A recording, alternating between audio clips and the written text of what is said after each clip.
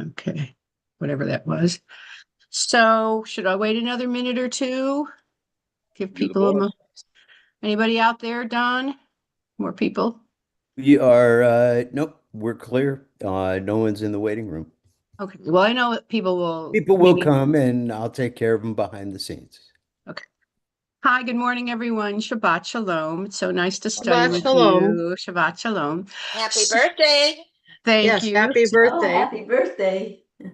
So I heard this great thing that I'm going to share with you. Somebody said, I asked someone how old she was, and she said, age is just a number and mine is unlisted. And I thought, I'm using that. I like that. It's a number and mine is unlisted. So anyway, today is a really interesting day in the Jewish calendar. It's Tu B'Av. Well, yeah, last night and today is Tu B'Av, which Tu B'Av stands for the 15th, Tet Vav. Tet is 9, Vav is 6, the 15th of the month of Av, and it's considered the Valentine's Day of ancient Israel.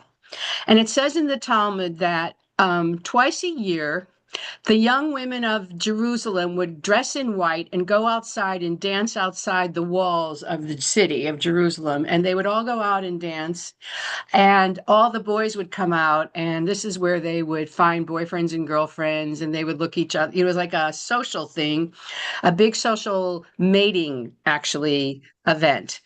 And the other, it says 2 times a year. The other one was Yom Kippur night. After the high holidays, it was Yom Kippur night. There would be the same dancing.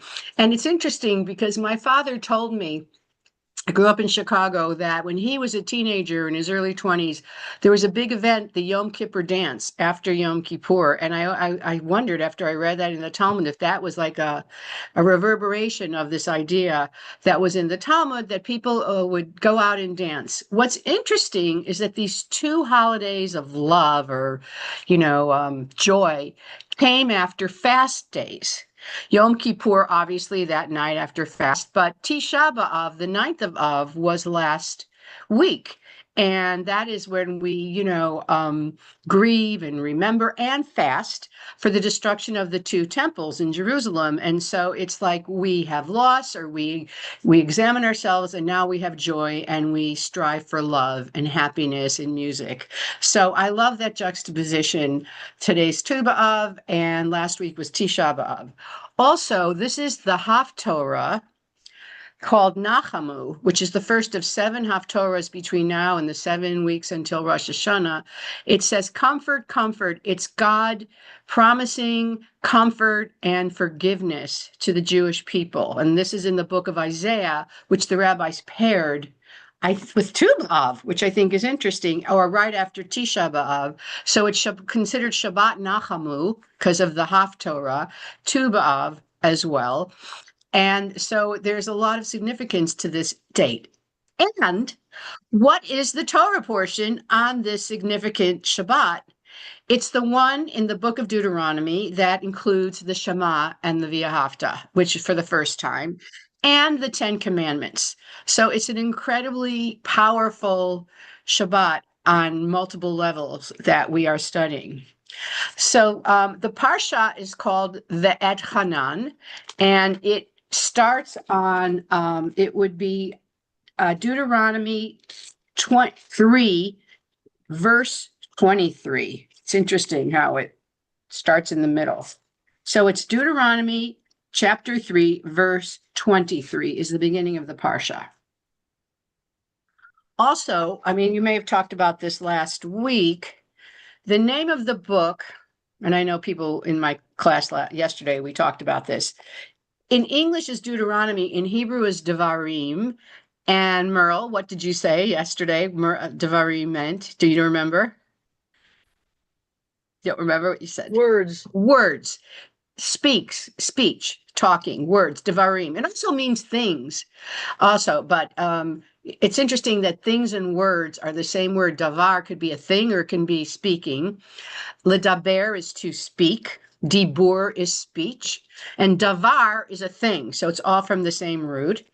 And this whole book is a series of Moses giving speeches, giving these very articulate, poignant emotional speeches to the Israelites right before they're going to enter the land and he's going to die.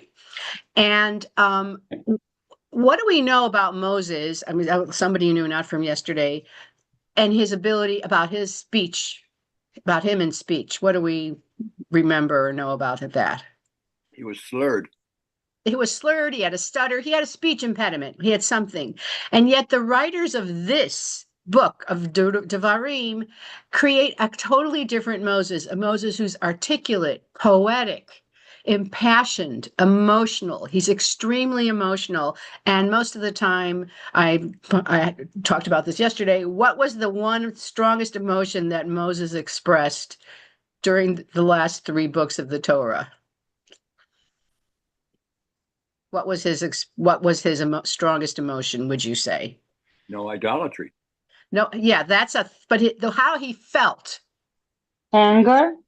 Anger. He was always angry, frustrated. Oh my God, God, take these people. Like, why did you give them to me? I can't give them what they want. You rebels, you are ingrates. I can't. But here in this book, he's emotional, he's poetic, and the name of the parsha is Va'et Hanan.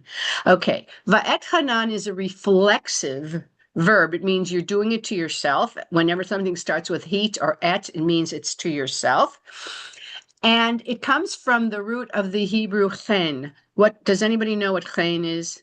Sometimes in Yiddish you say, oh, she has a lot of chen, or he has a lot of chen. Does anybody know what that means, chen? It means grace. Graciousness. Chen means graciousness. I mean, we talk about chen v'chesed v'rachamim, graciousness and righteousness or kindness and mercy or compassion. And so va'et hanan means it's translated as and I pleaded, but it's really like I asked for grace, or I opened my heart begging for grace. And the very first part of the parsha is about and I want to just look at this, and then we're going to jump to the Shema, because that's what I really want to focus on this morning. But it sets the tone for Moses and this new Moses, basically, of the book of Devarim, as opposed to the old other Moses, which was, and God told me, and I said this. Basically, either he's scolding them, or he's, basically delivering information or messages from God. But now this whole book is Moses's personal feeling about what has happened. And the book is a review of their experience. And let me ask you, why do you think as Moses is dying, he felt this need to review everything and talk to the people? Why do you think he would felt that? He knows he's going to die soon. Yes, Merle. A reminder to them of what's taken place in all of their lives. And why would he remind them? Why would he remind them, do you think? Fern? I think it's the natural way of things that as one gets older, to review what has happened, because you will be gone, and to pass on a legacy, and to make sense of one's own life by passing it forward. I think so. I think also it's like, my life can't have been in vain. Everything we did can't have been in vain. You must carry this legacy. And many, many times he says, and we'll read one of them, teach your children, teach your children's children. It's very, very important to carry on this legacy. But the opening of the Parsha is not about that. It's about himself in a very vulnerable way. So it's verse 23. Would somebody like to read that? I have a question, Rabbi. Oh, yes, Herman. Yeah. You said before about anger. Yeah. Was Moses angry at God because he knew he wasn't going to cross over? Was Moses angry at the people because the way they treated him for 40 years? Or was Moses angry at himself because he didn't have the strength any longer to combat these people? So what do you think? So many reasons. What do you think? Well, What do you? Yeah. I don't like to think that he'd be angry at God. right? He might be I disappointed a little bit, but I don't think he'd be angry.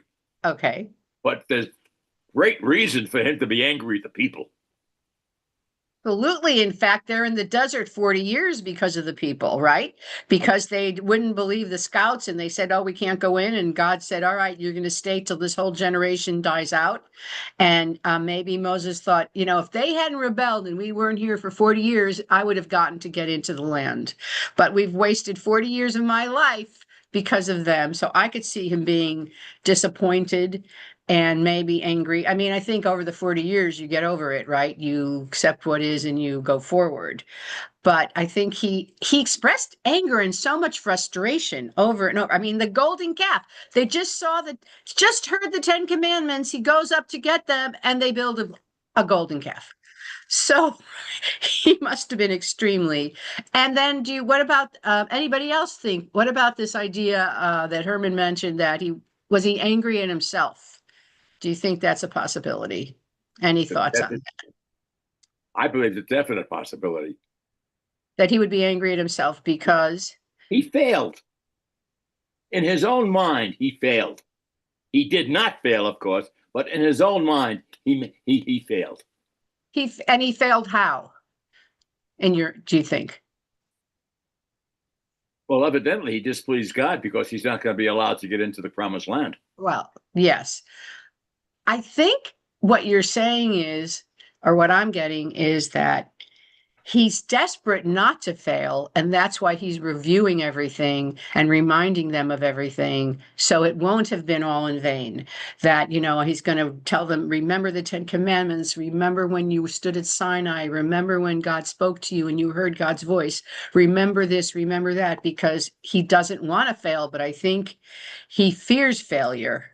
And he might be desperately hoping there won't be failure, which is, and there's anger in there or frustration in there. It's a more complex emotion, but I agree with you that he was feeling all of these feelings. So, and here's a new feeling that I want, who would like to read verse 23 or a couple of verses? Somebody, come on, you're all great readers.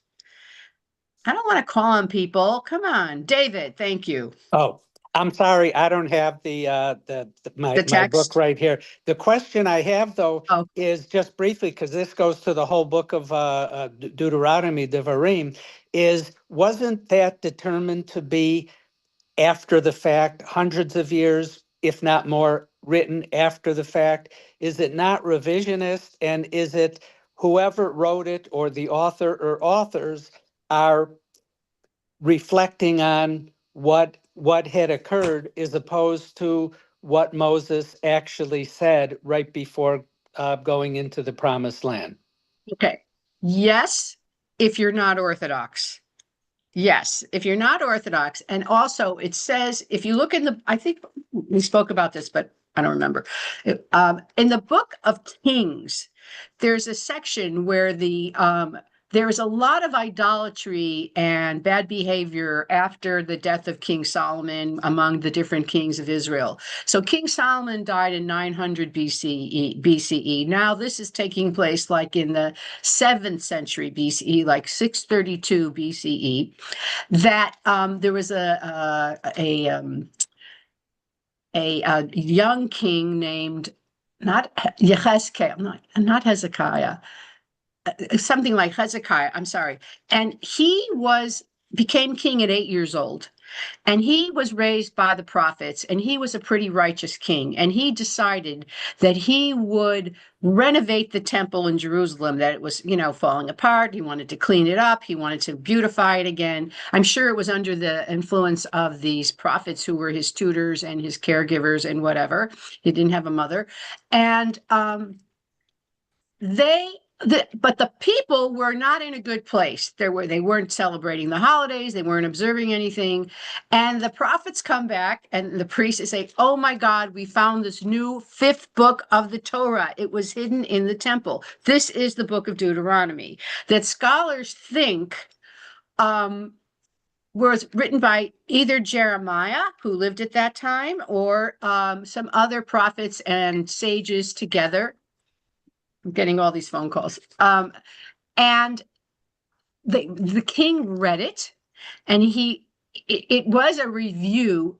The thing is, in this book, it's not that much new. It's basically a second telling of the story in one book, plus this list of curses that will happen if the Israelites don't follow and return to the Torah.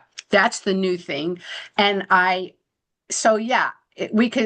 they did create a much more articulate Moses, but it's not like they rewrote the Torah, but they did add the Shema, and they did add and the V'ahavta, and they did add these curses.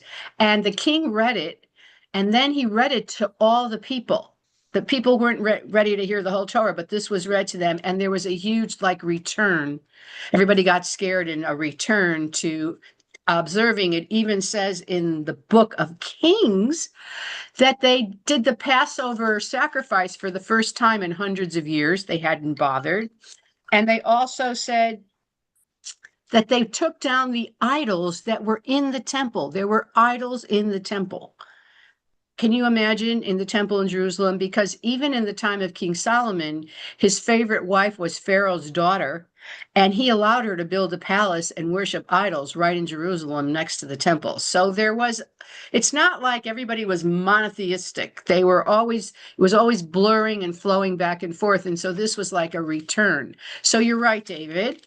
But it's considered one of the most beautifully written parts of the Torah. There's lots of warnings in it, which is very interesting. If you go through it, they're constantly saying in this book, if you don't observe the laws, you're not going to be able to stay in the land. You're not going to be able to stay in the land. This land, you will lose your right to live in the land. And actually, 50 years later, there was the Babylonian invasion and exile, and the people were taken out of the land. And when the king read this, he was so horrified. He said, go to a prophet and ask if this is true, what's written, that we could lose the land, that we could be cursed. And they went, this is in the book of Kings, you can look it up, it's so interesting, to a woman prophet named Huldah. Most people never knew. She's one of the 7 woman prophets, Huldah, who read it and said, this is true, but it won't happen to you, to the king in your lifetime, because you're a righteous man. And he died 10 years later or whatever, and this happened 50 years later. So it's mystical and meaningful and beautiful, and it gives us an insight into Moses, or a Moses, or the prophets identified more with Moses or empathized more with Moses after seeing how badly the people were behaving, and gave him a richer character or a more psychological persona. Does that help? Yeah, and after all those years, he certainly could have remediated his stutter, as is commonly done nowadays with speech therapists. That's right. Absolutely. Thank you. Okay, so let's just read this part because I really think it's so interesting and it's surprising. Yes, Rebecca? It was King Josiah, I think. Josiah, not Hezekiah, Josiah. I knew, thank you. And I can read. It's not, yes, thank you. Go ahead. And I pled to the Lord at that time, saying, O Lord God, thou hast only begun to show thy servant thy greatness in thy mighty hand. For what God is there in heaven or on earth who can do such works and mighty acts as thine? Let me go over, and I pray, and see the good land beyond the Jordan, that goodly hill country and Lebanon. Okay, stop. What's he asking? What's he begging for, pleading for? To enter the land. He wants, please, please, God. So here he's being very vulnerable, very vulnerable. When God told him, in the book of Numbers, you're not going, he didn't say a word. But in this one, this version, he's saying, I pleaded with God. I said, let me go, please, let me come into the land. Okay, Rebecca, continue. But the Lord was angry with me on your account. And okay, wait, stop. Whose account? The Lord was angry with me on your account. Whose account? He's blaming all the people. Yes. He's saying to the Israelites, it's your fault. It's your fault, which, it's, is that rational? Do you agree with that? Do you think that's a rational thought, that it was their fault? Natalie, you're shaking your head yes? You're muted. You're muted. I want to hear what you have to say.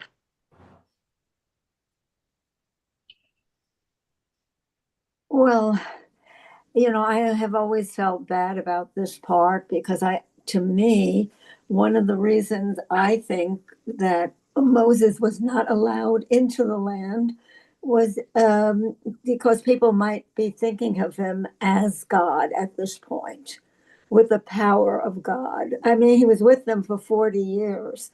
To not allow him to come in now is what I thought was the real reason that they didn't want to think when they got to Israel that Moses was God instead of the real God. So God was worried about that, are you saying? I think the story says that. The story says that. Yes. Isn't that interesting that after all this time, the Israelites still, needed a physical representation of God? And I think you're right. And we don't even know where he's buried. Moses is buried. That's another reason they say, because not to make a That's shrine right.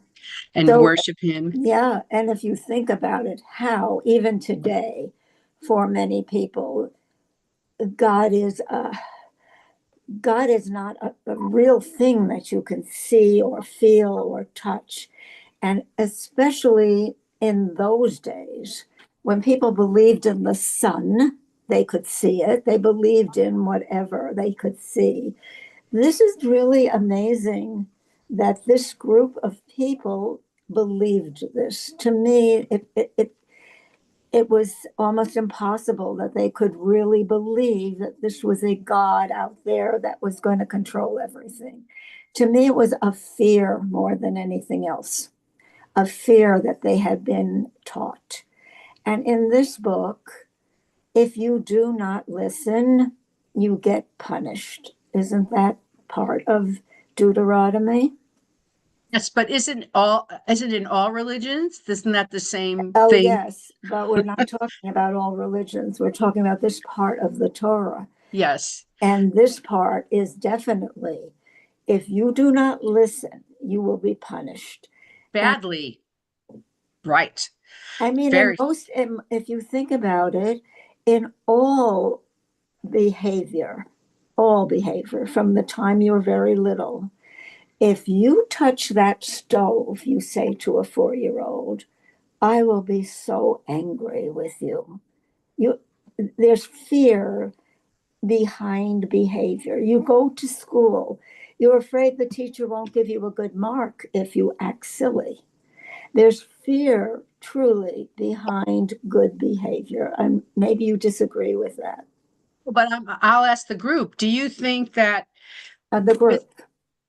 This group, This I'm going to ask this class, do you think that without fear or the specter of some kind of punishment, people would naturally behave good, would be well behaved, would act in a just, kindly, compassionate manner without the threat of fear? Mara or Harv, which one of you?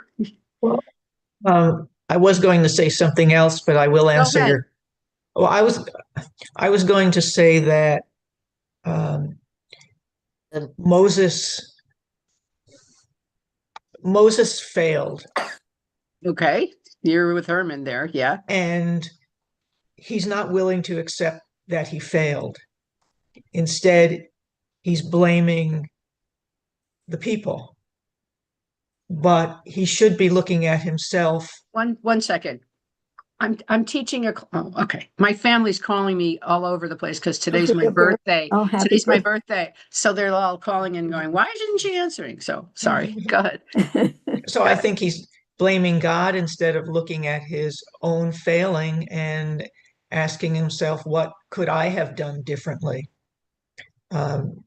So that's one comment I have. And then to respond to the question you just asked, I think that I don't think people need to fear to do the right thing.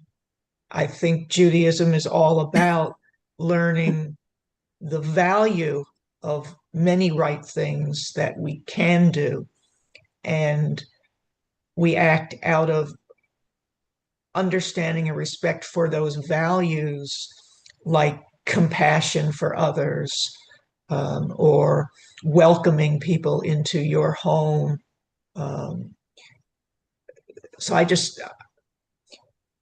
think this religion would be a very sad religion if it was a religion of acting as a response to fear of being punished if we did not act properly. Okay, any other thoughts on that?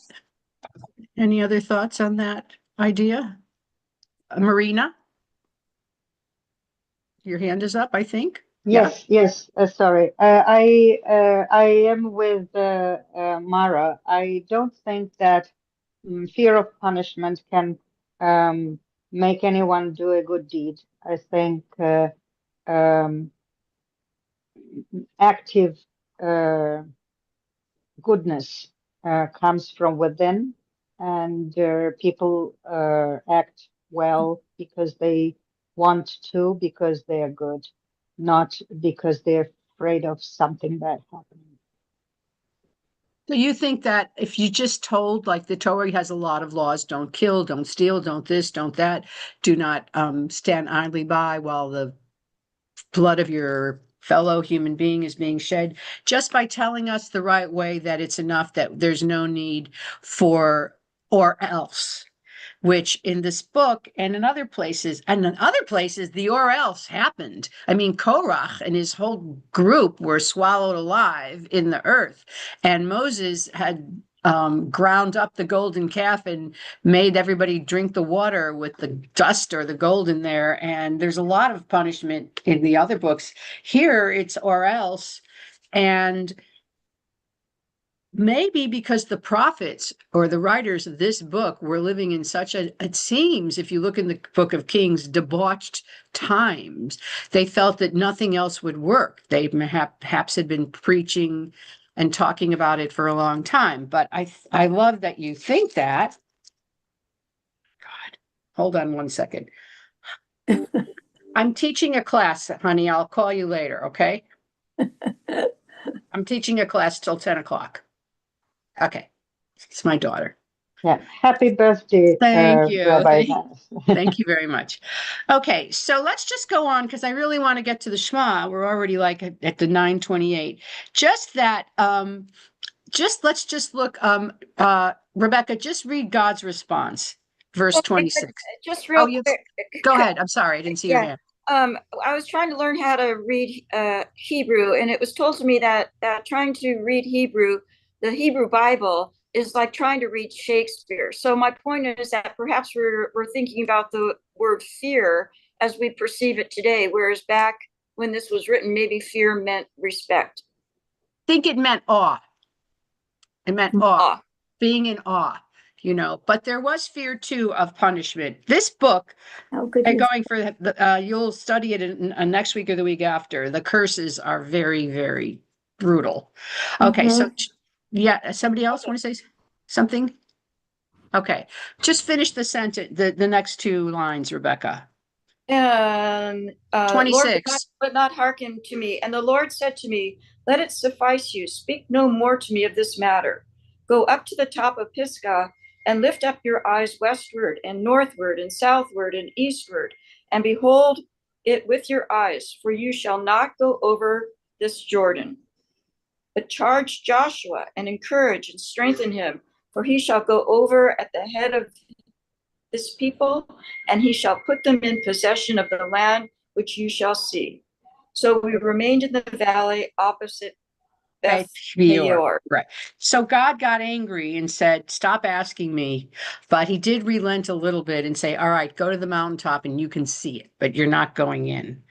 And Moses made himself this vulnerable and was begging God and making himself, open up and ask for grace. And he didn't get what he wanted. And then instead of, sulking or going away, he just got it together and said, okay, now I want to talk to you about what's important, what I want you to remember. And he goes through the 10 commandments, but I want to turn to the Shema, which is chapter 6, verse 4 of this parsha. Which book are we in? Which parsha are we in? We're in Deuteronomy. Yeah. Va'et Hanan is the name of the parsha. It's Deuteronomy chapter 6, verse 4. Okay. But for some reason, I can't find it. Okay, which book do you have? Eitz Chaim.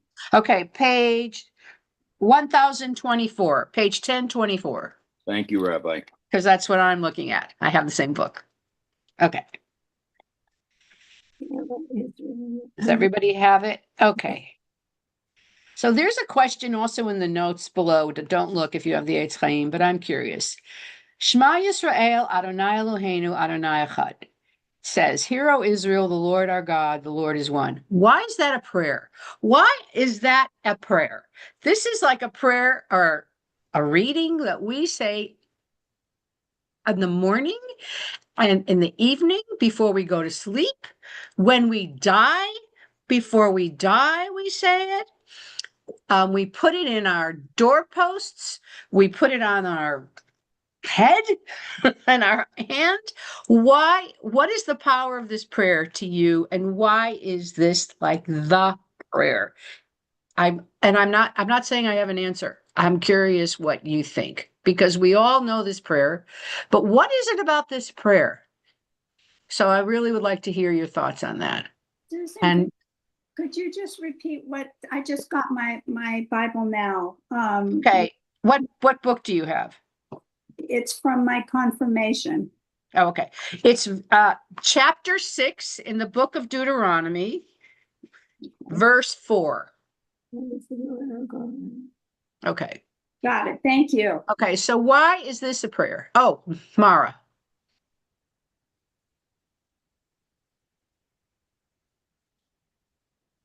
So I've been thinking a lot about the Shema lately, and I've been thinking about not the Shema Israel, Adonai Eloheinu. And I've been thinking about the Adonai Eloheinu with the Adonai representing the transcendent God, and Eloheinu representing the immanent God, the God that we think about as all-encompassing, and the God that's here with us, that we see, that we feel. And those two things,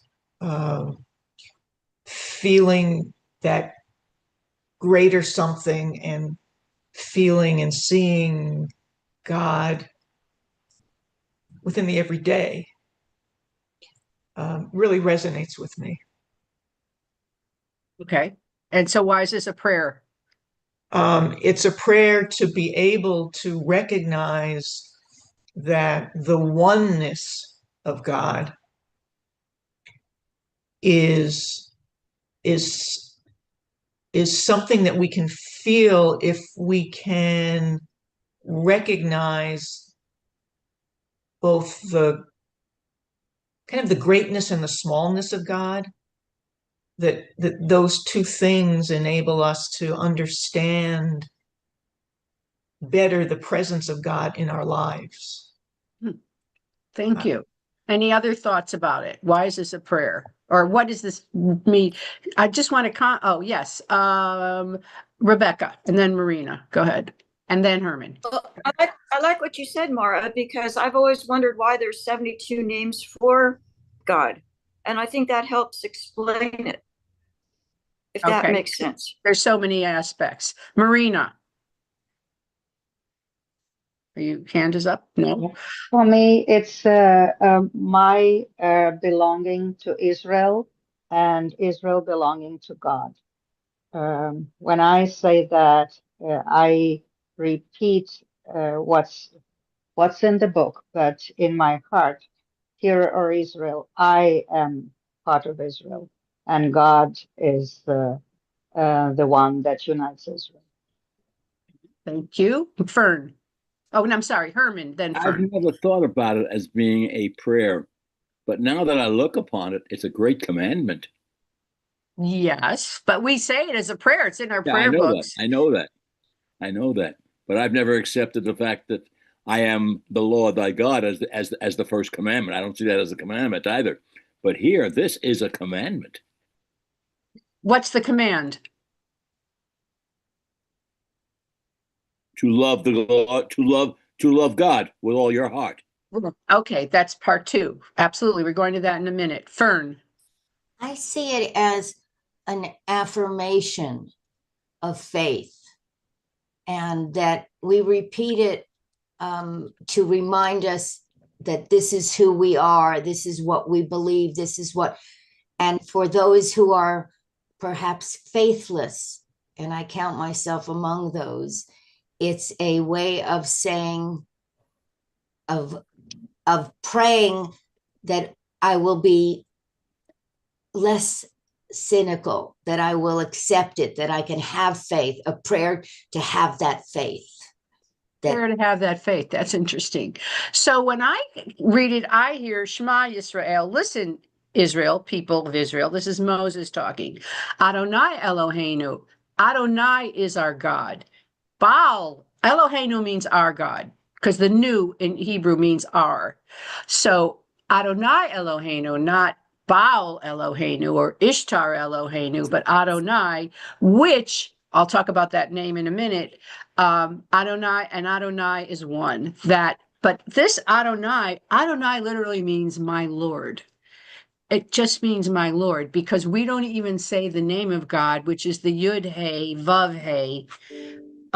If you look in Hebrew, it's 4 letters, Yud Hey Vav Hey, which contains in those 4 letters the verb of to be in the past, the present, and the future at the same time.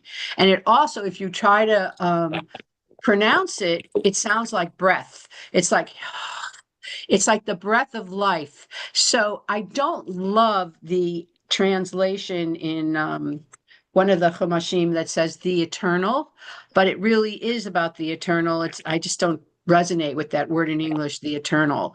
But this idea that God is huge, and in who was talking about not being able to, this idea that you can't see him because God is in everything and everywhere and was and is and will be, and it's a unity. It's a very complex thought, but it isn't really a prayer. It's a affirmation. I agree. It's an affirmation, or it's a declaration of, this is who I am, this is who I'm with, this is my people, this is my God, I stand. And that's why I, as a rabbi, I want you to know, there was this discussion in the clergy meeting, should we sit? A lot of Orthodox shuls, they sit for the Shema. And I said, no, we've always stood, and I love standing because I feel like we're a unit. When we stand and say the Shema standing, it feels like we're all one. Whereas if you're sitting with your book, you feel like it's just you and the prayer, or you and the sentence. But when you stand, it's like that.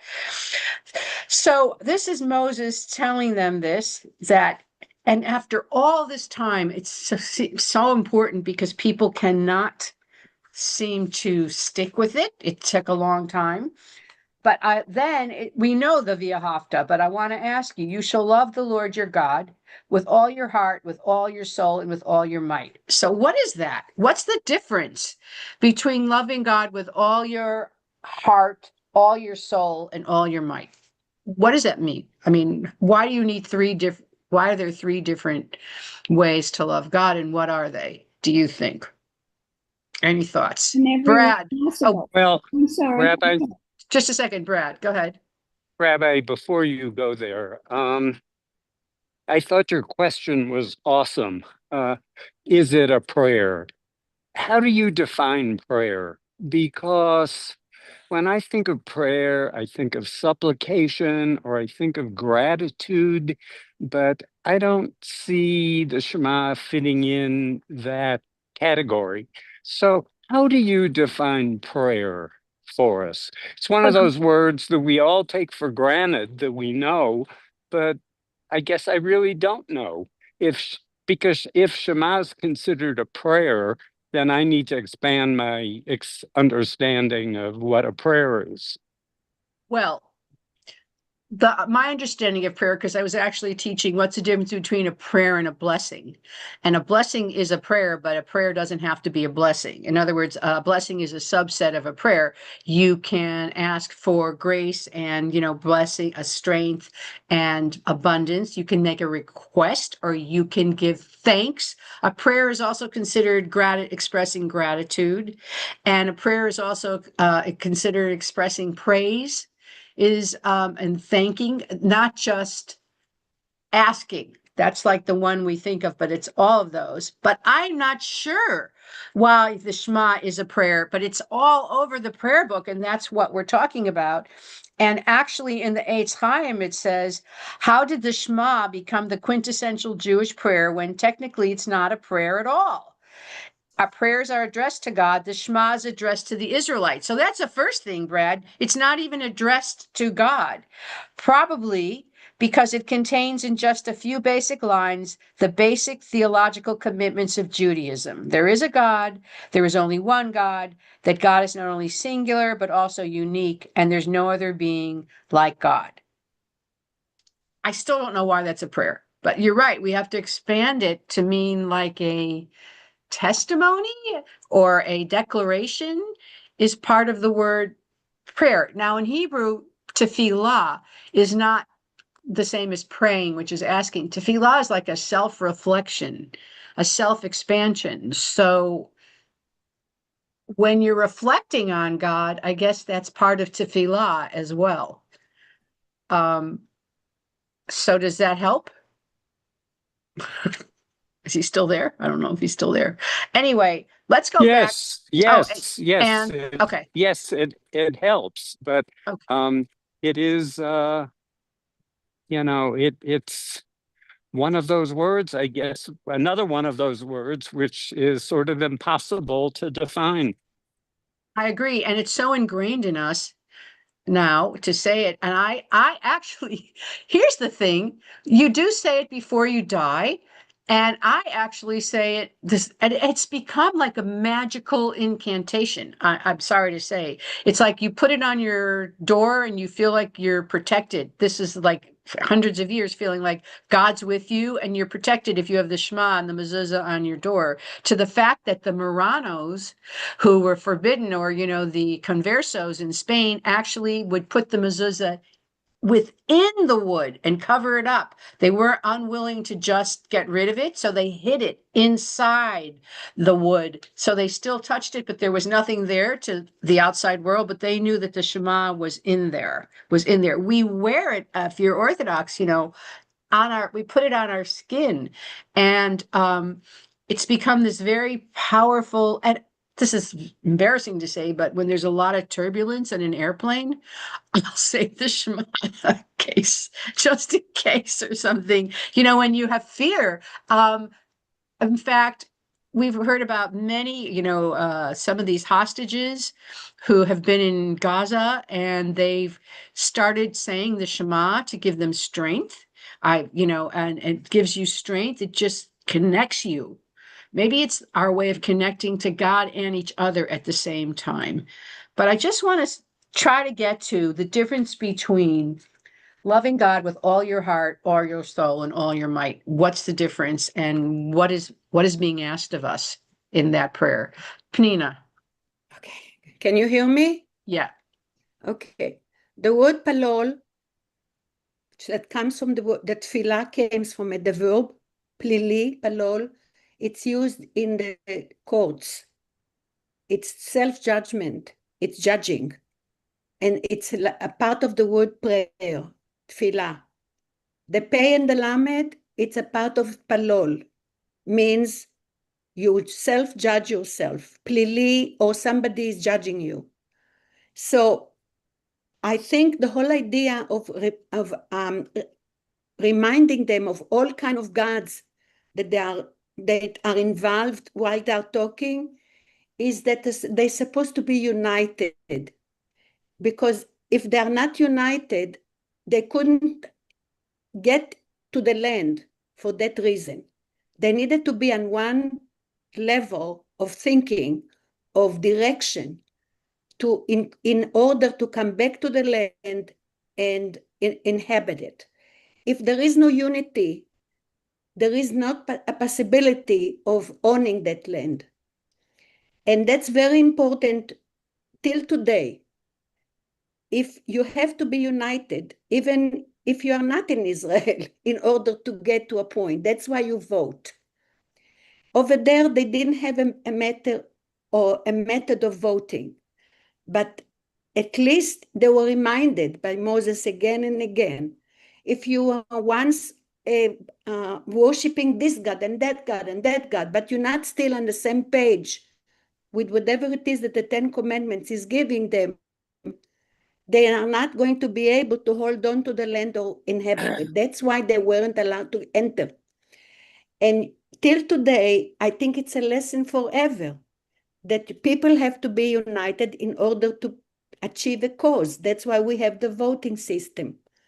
In that time, it was I love that. reminder again and again and again. I think I like that very much, this idea that they all have to be worshiping the same God, and this is exactly. the God. So he said, even if once you worship this and this and this and this, fine, okay, but now you need to be on the same page. Okay, I want to move on. Thank you. I think that's a beautiful insight. Also, I would like to answer you why it's being celebrated. Okay, let me hear a few other people, and then I'll come back to you. All right. Okay. So, Natalie, did you want to say something?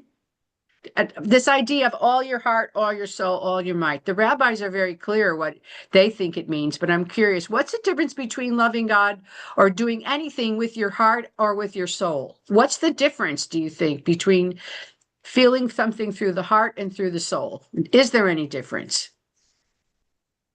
Come on. You must have an idea. Yes, Jan. Your soul is your total essence of being. Your soul is and what's your heart?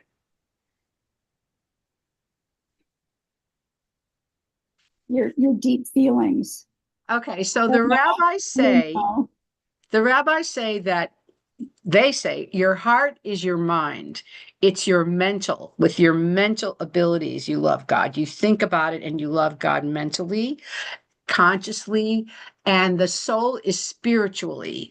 It's clinging to God, clinging to the awe, to the wonder, to the greatness. So there's the mental thing of like gratitude, like you're rationally thinking, oh my God, thank you God for this, or God, there's that part. And then there's this just spiritual clinging to God, loving God on that level where the rabbis say you would give your life for God. And we know Rabbi Akiva, when he was being tortured to death by the Romans, he was horrible. And he said, he was praying and they said, Rabbi, how can you pray? He says, I never knew what it meant to love God with all my soul until this moment. And I love God.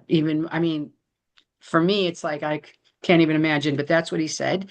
And then all your heart and all your soul and all your might is your money, is your material things that you should show love to God through good deeds, to charity, through building a synagogue, supporting a school, or whatever. So the way that you express love to God in this Via Hafta prayer, it's pretty complex, is rationally, emotionally, spiritually, and materially. So each one is different. Yes, Fern. That seems such an odd interpretation to me, and so quintessentially Jewish and not other things, that there's no mention of physically. I mean, how would you love God physically? How would you love God physically? You would pray, you would do the rituals, you would commit your body to the rules that are required. I mean, it's so unconnected to what I would think. And to say that with all your heart is about your mind instead of your feelings, it's a very odd interpretation. It doesn't negate. I like the trilogy of those three things, but I certainly wouldn't interpret them the way the rabbis have done. Okay, so this is what they also say, because there's different interpretations. With all your heart, Learn to serve God not just with your noble impulses, but even with your base, selfish desires of our hearts. Learn to turn to God's service, our appetites, our physical lusts, and our egocentricity. We do this by sanctifying the way we eat, the way we act sexually, and the way we live our lives. So it's also turning the mundane mentally and physically. I left that out. Well, this one. Another one said something different, but I like this. You elevate your life, your daily life through gratitude, through prayers, through blessing. That's your heart, and and the soul. Oh my God, this is my sister. Hold on. Hi, I'm teaching a class. I'll call you back. Okay. Okay. With all your soul at the cost of your life. But it's also, I think, with awe and spirituality and emotion, which I read in another interpretation, talking about Rabbi Akiva again with your life. But Rambam Maimonides was so against this idea of martyrdom that he, talked about that you don't have to do it and that it's actually he disapproved of this idea of martyrdom in the name of God, that for the sake of God, that you would die. Kiddush Hashem, they called it. Sanctifying God was considered, martyrdom, and he was against that. And he said there's much better ways to sanctify God than to kill yourself. So this was at this time, but Maimonides didn't agree with that. Any other thoughts about all your heart, all your soul, and all your mind? All your heart, yeah, all your might. Okay, so then it talks about what? It says that you will teach your children. I think this is one of the most important mitzvahs or commandments in the whole Jewish catalog of writings, to teach your children. And I would like you to guess, when was the first Jewish schools? First of all, it was supposed to be parents teaching their children, or their sons mainly, but they couldn't do it. So the first Jewish school, guess what year that was established in the world? I would like you to take a guess. First Jewish school. Come on, people have thoughts. You're very smart people. Take a guess. So afraid to be wrong. Before AD, I would say 100 BCE. 50 BCE. 50 BCE was the first Jewish day school, actually, but people were learning to read and teaching their children for several hundred years before that. I think the ancient Israelites are probably one of the more literate peoples in the world, in the ancient world, because of this impetus to teach your children and to teach them to read. And that is, to this day, we revere education from this prayer. And I always say education in Judaism is not a suggestion. It's not a custom. It's not a tradition. It's a commandment. It's a commandment. We are commanded to educate our children and to teach them. So I think that's really powerful. And then, okay, so it says, well, and this is really, I don't like the translation, because it says, when you sit in your house, and when you walk on the way, and when you lie down, and when you rise up. And in Hebrew, b'shach b'cha v'kumecha. That is one of it's this prayer. And if you look at the creation story, at the end of each day, what does it say? Does anybody remember offhand how each day is ended, the description of the creation? And it was good. It was And good. it was good. And right before it says something else. The night and then the day. Exactly. And that's why we start all our holidays at night. We start the night before, Erev. We do it evening, like Friday night to Saturday night, because it says that it was evening and it was morning the first day. And also here, when you lie down and when you rise up. So your day starts in Judaism, where the 24 hours starts in the evening and goes to the next evening. And that's from this passage and the other passage. Okay, what do you think about the tefillin? This idea of the tefillin, of the wearing of it binding it on your hand and your head. Did anybody ever put on tefillin here? You did, Panina? What do you think No, about because it's only the men, but the reason that you're doing it, it's not enough to think, you have to do. You have to actually physically do it. So the connection between putting it on your head, putting it on your arms, you put also on your head and on your arms, it's definitely the do thing, not just think, but do it, execute it. And the reason, let me just do it the days, because people are confused sometimes. The reason that we celebrate holidays for 2 days is because there is a difference between the solar Yeah, I'm year not talking and about the 2 moon. days. I'm talking about Erev to the next night. Yes. It's to make sure that you are doing it period all together, because there is a difference in time between the solar year and the lunar year. Yeah. So you have to make sure that you are doing it correctly according to the timeline. So if you are in United States, for example, it's not going to be the same time as in Israel. That's right. So that's why it started, the 2 days thing, because of the diaspora. Right, but we're not talking about the 2 days. We're talking about the 1 day starting at night. Oh, It's a that's different thought. Yeah, because it's the beginning of another solar system.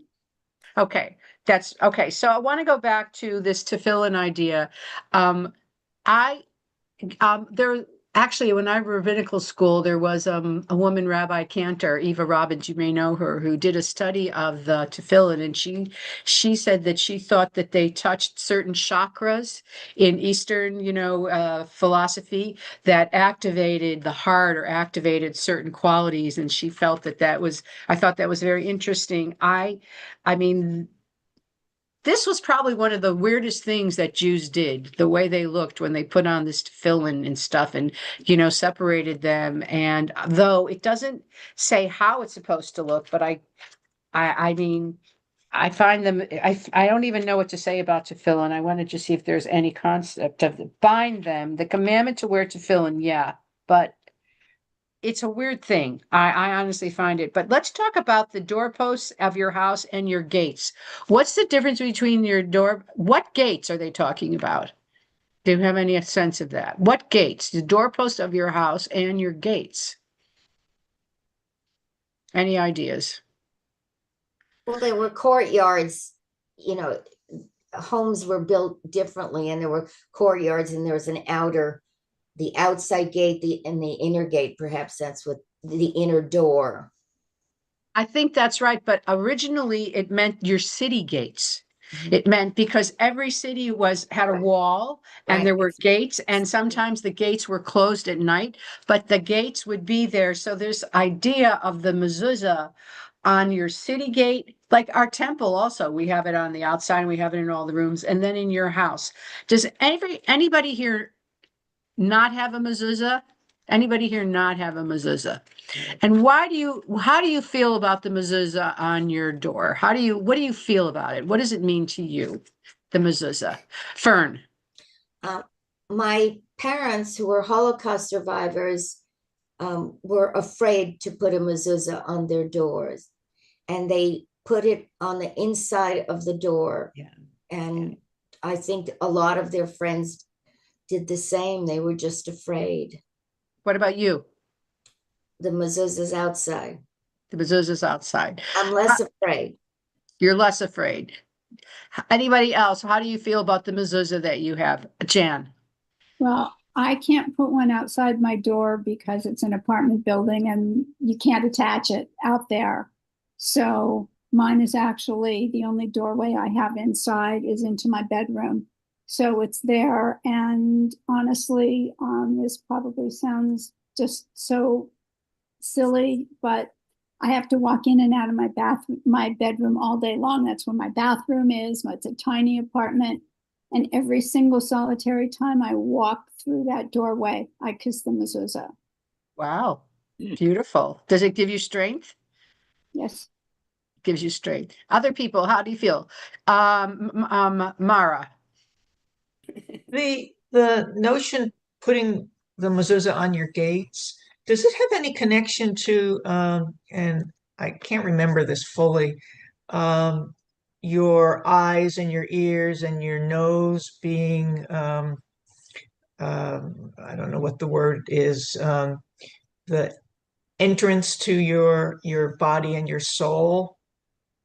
I never heard that, but I know I've heard that you have both lips and teeth in front of your tongue because it's so easy to speak gossip that you need two gates to keep your mouth shut. I've heard that midrash, but I don't know. I don't know about that. But how do you feel about having the mezuzah on your door?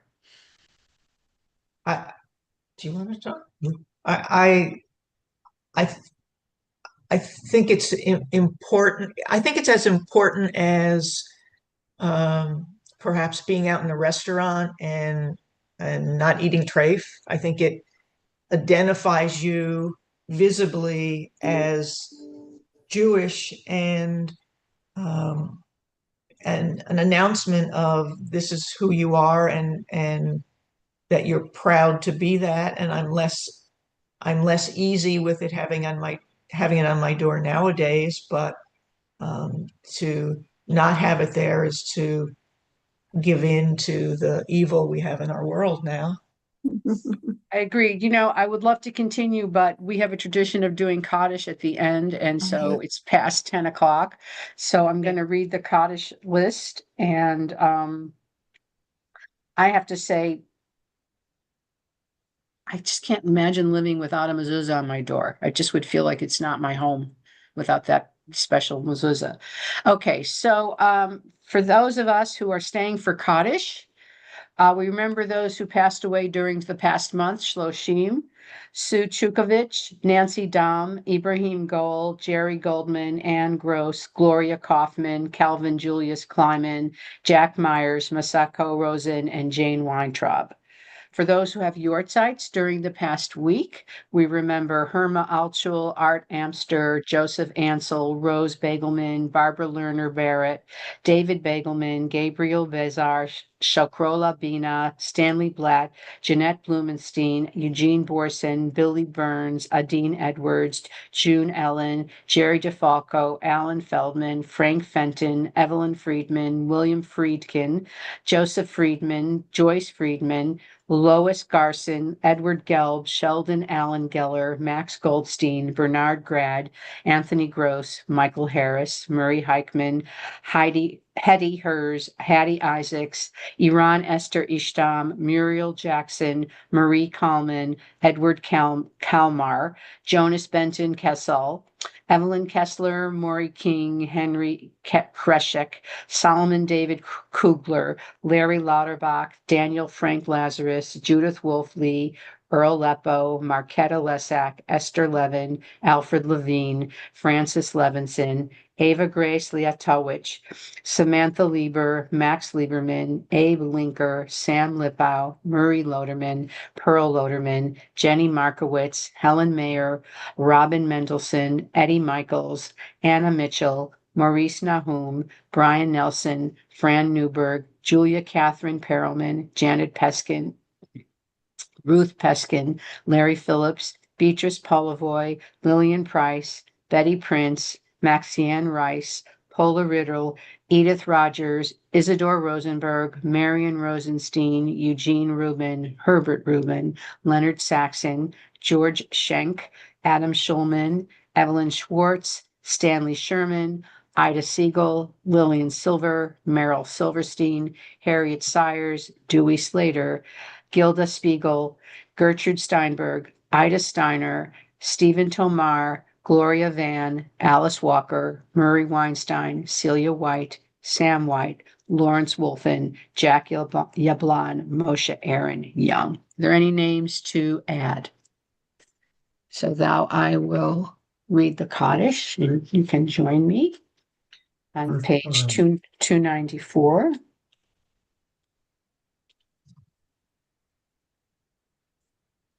Yiskadal v'yitkadash shemei Rabbah. V'yalma divrach Yehutei v'yamlich malchutei. B'chayechon uv'yomechon uv'chayei d'chol Beit Yisrael.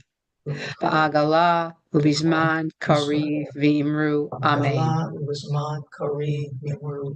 Amen. Yehi shmei rabba mevarach leolam omei omaya. Yitbarach v'yishtabach v'yitba'ar v'yitromam v'yitnaseh. V'yitadar v'yitalal shemei kudisha brichu. Le'ela min kol birchata v'shirata. Tushbachata v'nechamata. Da'amiran v'yalma v'imru. Amen. Yehi shlama rabba min shamaya. V'chaim aleinu v'al kol Yisrael v'imru. Amen.